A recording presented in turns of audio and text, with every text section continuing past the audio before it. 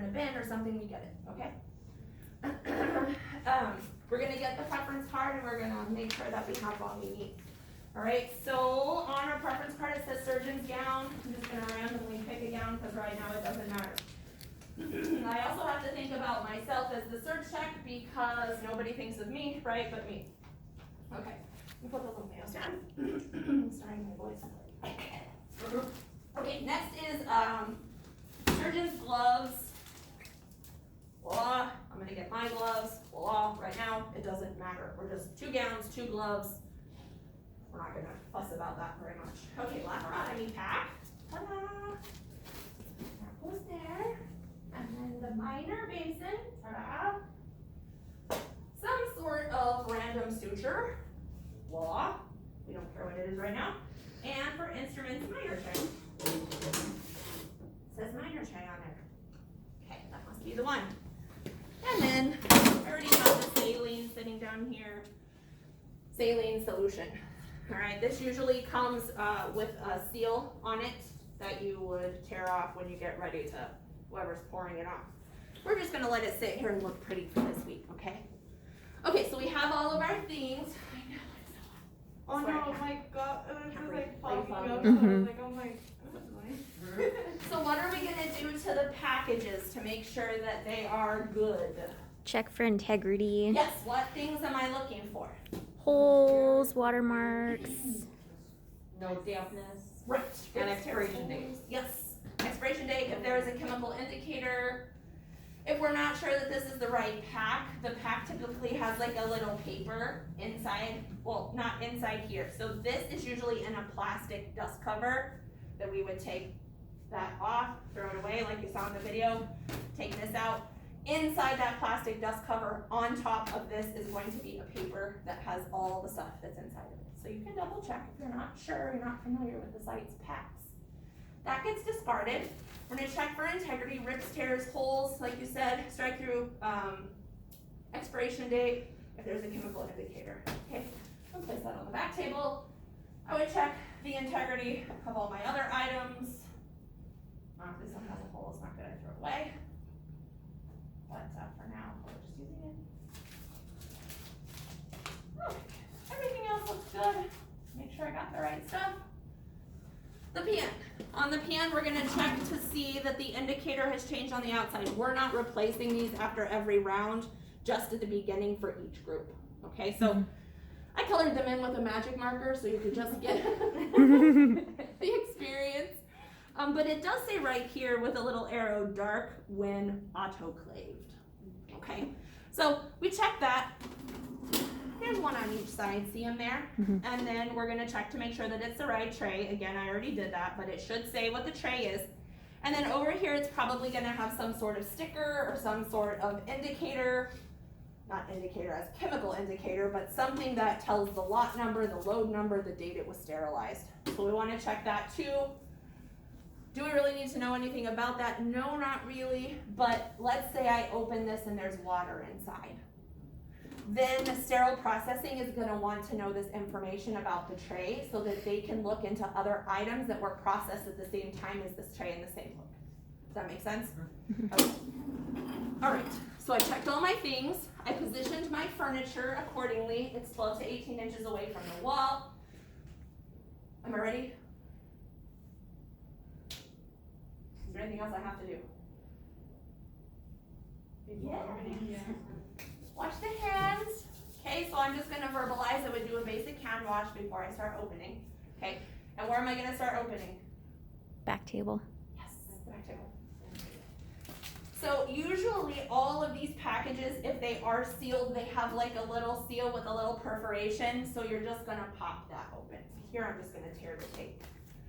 Some of these get oriented this way and some get oriented this way, just depending on the manufacturer and how it's folded. Ours fold out long way this way. Okay, so you want to center it in your table. So go ahead, get your little flaps out, and if it's a little skinny wampus, now is the only time you can adjust it. So adjust it now, or forever hold your peace. Okay, you're gonna give yourself room on one end. You're gonna come out here near the edge, and you're going to open. Be careful not to bring your body close like this. At the edge, and then, good. Don't flap. Same thing over here. After we do one round, on the second round, we'll practice two people opening. Because two people can just go at the same time, right? So I'm out here on the edge. This should make everything work out. Let's say one of these corners was like crumpled up or something. It's okay for me to just gently tug and adjust down here low. Make sure your body doesn't come close to your table, and make sure you don't shift the drape. Those are the only things, okay? And if it's skittywampus, but you've opened stuff over here and you have two sterile areas, you don't wanna go between, right? So that's something you could think of. If it's that back corner and I have this open, I can reach low on this leg. I locked this table up, and I can bring it out like this, and then I could adjust, and then down low on the other leg to bring it back, okay? Okay, so now, there's a couple ways that you could play it out. You could open your tray first. You could open everything on your mayo stand that goes onto the back table first. It doesn't really matter. I typically open all the stuff on the back table, and then I work my way outwards, so we'll just do that. First thing is this little baby basin, okay, minor basin. How do I orient this? Where's the first flap gonna go? Away. Away, okay. So if you find the little, there's like a little pouchy in there, put your thumb in there. Okay, I hold like this and I leave this to tuck the wraps into, okay? So I'm gonna grab like that. I have these little fingers. This is probably gonna come all the way unwrapped, but I'm gonna tuck it in real snug. Now, if you feel more comfortable, you can switch hands, but with smaller items, I typically don't do that because this flap is on the top. Keep it away from your body, bring your wrist in this way, work the flap, snug it up. The next one, tuck it in, and then you got your top one. Make sure not to touch your item. Now, essentially, I should have my hand covered. Can you see it underneath? So I don't have to throw this because everything's gonna go like everywhere. So I'm just going to make contact and slide on, okay? Check your wrap. Make sure that it doesn't have any rips or tears or holes or anything. This one has a few. We wouldn't use that basin. In the real world, this, after you check it, is just gonna go in the trash, but here we're gonna save them and reuse them, okay? All right, so what else do I need?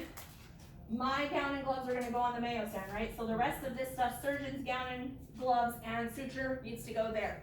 So I got my other little wrapped package, same thing. Stick my thumb underneath the first flap, orient it so the first flap goes away. If we don't have to make contact because it has many items in it, we're just gonna use the same method as maintaining our 12 to 18 and just tossing it onto our field. We don't wanna come close to our field unless we absolutely have to. Check the wrap. Gather those later. Okay, 2 peel packs, surgeon's gloves. This is not the regular packaging, but what you wanna do is any of these, either it comes from the manufacturer or it was manufactured in-house, which gloves are not.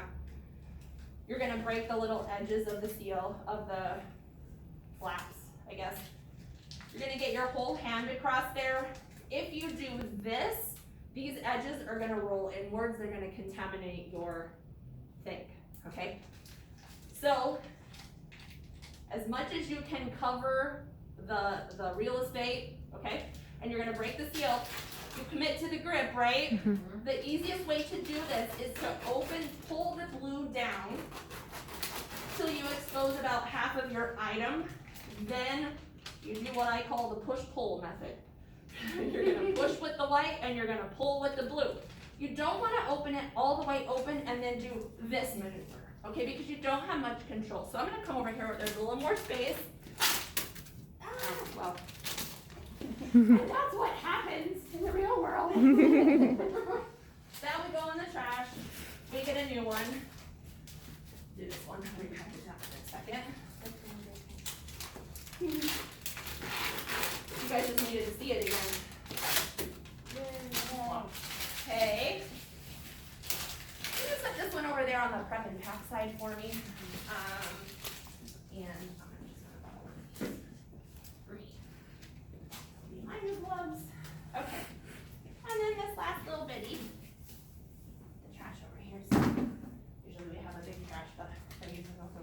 Same thing, break the little edges. If you feel more comfortable doing it the other way, it feels more comfortable for me to shoot this way, but depending on what your dominant hand is, it might feel more comfortable that way. I don't know. Okay, same thing, about halfway open, shoot to your field. Questions so far? Okay, last thing, gown and gloves on the mayo stand, and we'll do the instrument tray. Okay, these have to go somewhere else. I'm just gonna stick them in my pocket. Move this more to the front half of the mayo stand. You wanna make sure that the mayo stand is oriented this way where you can get your foot under it, and not this way. Because when you get ready to drape it, it has to be in this orientation. So if it's not, then you're gonna have to either do some soccer or you're gonna have to ask somebody to fix it for you. We don't want to take anybody else's time away from something else if we don't have to. So make sure that it's oriented properly. I bring it almost to the front. I'm gonna pop the tape. First flap is gonna go away from me. I have a tendency to put my hand here just so as I work with these flaps, it doesn't shift. Because this is really light and a small little tug is gonna be like, "Rah." And when these come from the manufacturer, which you'll see when you get your brand new gown, this wrapping has a lot of memory. So when you're opening the real deal, as you pull one flap, another one's gonna start to come up. So you might have to, as you're opening this one, step around and control this one, okay? You don't want to go this way, right? Sterile here, you're creating a sterile field here. So you want to avoid that, work around it this way, okay? Okay, over there. Okay, I usually step around this way and try to get my gloves in this area. If you open them here, what do you need first after you scrub? Your towel. Right, and where are the gloves gonna be? Right on top. Right on top of it. So if you can, a good place to do them is back here. So same thing, break the sides, try to get it on the mayo stand. Work it open about halfway. If you do this, it has a tendency to again pull these edges in, and this paper is more flexible before it's processed than after. So just kind of pull straight out and down. Okay, you notice my hand isn't here, right? I'm really trying to kind of tuck in my wing so that I don't do this, right? Because here I'm about 12 to 18 inches away. If I do this, now I'm over my field. So if you try to kind of tuck this little wing into your side, it kind of reminds you, don't get any closer than this, okay? Okay, now the tray. I already checked everything, so I know it's good. Good morning. I'm gonna lift up on these handles here. I'm gonna break that little arrow that's in there. Unhook these guys so they're going straight up in the air. Pull out the little arrow pieces so that those don't go flying or get on the ground. So we're gonna lift our tray lid straight up, take a big step back before turning it over, right? Because this side isn't sterile, but the inside essentially is. So we don't wanna turn this over our sterile instruments. So we're gonna lift it up and take a big step back. Use some elbow grease to undo that.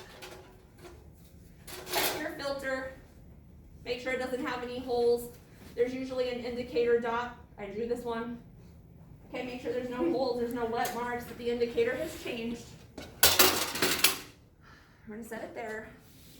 Another thing you wanna do is take a little peek and make sure that the indicator has changed. Okay, so you wanna look, you can go ahead and look. You see the indicator in there? You're really close to my sterile field. Okay, so you wanna check and make sure. Let's let Tammy see. Make way for Tammy. We're just checking the indicator. See him in there? Most times, whoever puts the tray together in processing will probably put one on either corner. If it is turned this way, I know you can't see, it's like that. Both of them are like that, or there's only one and it's like that. You're gonna have to wait till you get scrubbed in. And then you're going to have to, you don't want to touch any of this pan, even this upper lip inside that we know is sterile, we still don't want to touch that. So when we get scrubbed in, that's when we could very carefully get this, take a peek at it, it's good. Okay, it's good. Rulon asked a really great question yesterday. He said, Miss Windsor, I know that there's a filter on the bottom. How do we check that? That's a fantastic question. Once you get scrubbed in, your circulator is going to need to help you out. You will scrub in your gown and gloves. You come over when you're ready for your tray. Put your hands in here. You lift the tray straight up. You take a big step back, and the nurse is going to check that for you. And you're going to stand here and wait. Okay, you don't want to put this tray up against your body, because if something's wrong with that filter, now you need a new gown and gloves. But if something's wrong with that filter, now you only need new gloves. Make sense? Yeah. Okay. So that's opening sterile supplies 101. What questions do you have? If the indicator was like not good and you couldn't tell because it was flipped, who would go get you a new tray? The nurse is going to get you a new tray. If you are not scrubbed in, then you'll go get it yourself. Okay. Like if I looked in there and it was face up and I'm like, oh, indicator's not good, then I could just take this, do whatever with it, get a new one. But if I'm scrubbed in and the indicator's not good, I check it, it's not good, couple things are gonna happen. My glove's contaminated, so I gotta deal with that. And then I have to have my nurse get me some new gloves, take off my dirty one, and get me a new tray. Okay, makes sense? Or if you have all the time in the world, I guess you could just break scrub and go get it yourself. Yes? How often have you found that an indicator is bad, or do you run into that frequently? Never. Okay. But you know what I have seen? It's just not in there. Mm. It's just not in there. Most of the times, the rumor is that if you go on those indicators, like they'll change color.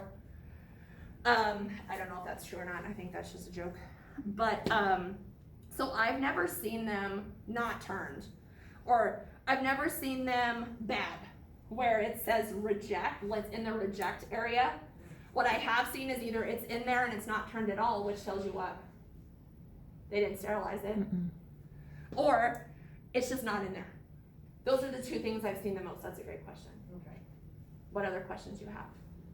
Well, Rulon was saying, so if that's, do you need to check both? So if they already have it inside, would you need to check the bottom as well? Or just have the one inside is fine? So what's on the bottom is another thing like this. Yes, so you would need to check both of them? Yeah, so it does need to be checked. It has to be checked. So you're going to, once you get scrubbed in, lift it up, and then you're gonna wait, always, if there's a filter on the bottom. Some of the pans are solid on the bottom and they don't have a filter. If that's the case, you just wanna check the pan to make sure it's not wet or there isn't some kind of weirdness going on in there. Okay, so you do wanna look in the pan, even if there's not a filter, after you take it out, just to make sure it looks clean and dry. Good question. I think I thought I had another thought when you were asking about that. I can't think of it. What else? What other thoughts or comments or questions do you have? How long do you have to like set up your room when you're first starting? Like, is it gonna be like you're rushed and you're all stressed out because you don't like? It'll probably feel like that at first. It depends on where you go. Like different facilities have different rhythms. I would say that outpatient surgery centers, their turnover is a lot faster than regular hospitals, and I remember feeling that feeling distinctly, going from working in a regular hospital for 10 years and then going to an outpatient facility. And it was the first case that I had scrubbed there. I didn't get much training.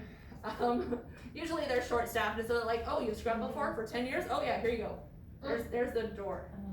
Go jump it. So we were doing a lap chole. I had opened everything up. I got scrubbed in. The nurse counted with me. She gave me my meds. She's like, are you okay? I'm like, yeah, I'm okay. She's like, okay, I'm gonna go get the patient. I'm like, okay. My field kind of looked like this when they came rolling in. And I was all, oh, this is a lot faster than at the hospital. It probably takes them 15, 20 minutes to get the patient back here, where they just, walked over to like the MA lab and walked back. I mean, that was about the time that it took, and I was like, oh, okay, different rhythm here. So, to answer your question more specifically, I would say 20 minutes. Mm-hmm. You should probably be able to set up most cases in 20 minutes. That's probably about what you'll have. So the question has to do with the surgical scrub that the surgeon does and not leaving his environment, right? So if the surgeon doesn't leave their environment, they do that surgical scrub and everything, and then they can just do the rub if they don't leave the environment. Is that accurate still? Okay. So when the surgeon is there, it doesn't matter because they're gonna go to a different OR. For, like, I was thinking of like pain center and stuff like that, because patients are just turned, you know what I mean? It's like the outpatient clinics and stuff. So like going from one patient to the next in the department, you can do the hand rub.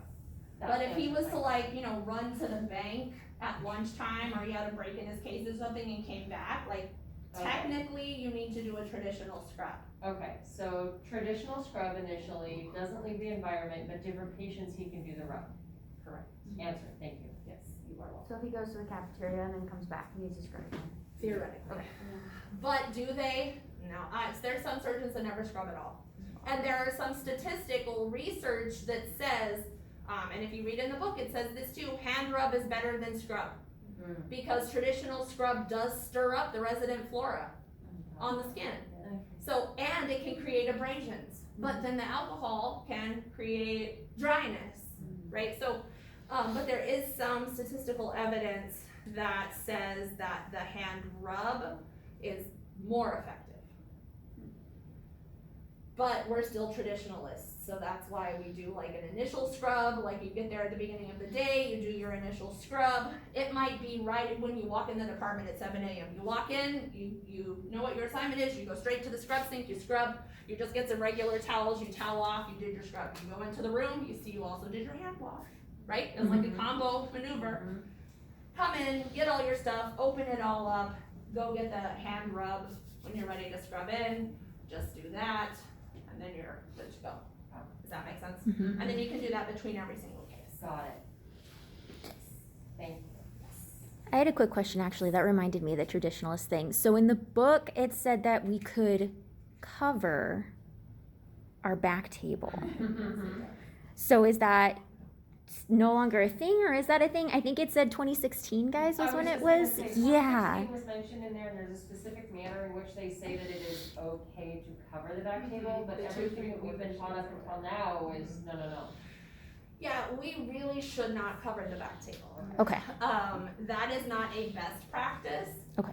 But I guess if push came to shove, using the 2 3/4 sheets where, one is like on half and the other one is on half, so that they can be, it shows in there how the nurse can like get under the cuff and like take it off this way and the other way.